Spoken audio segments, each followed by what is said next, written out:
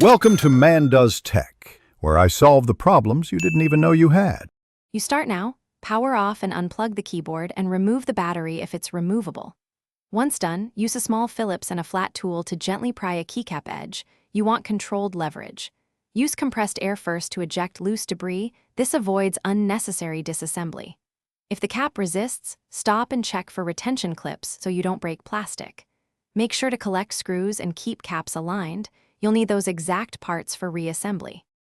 Once the keycap is off, you inspect the rubber plunger or mechanical switch for residue and broken parts. This explains why it's stuck.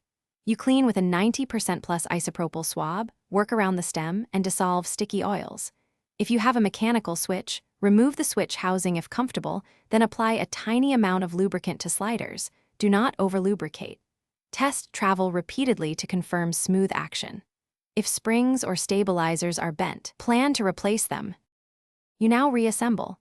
Press the keycap straight down until you hear the retention clips click.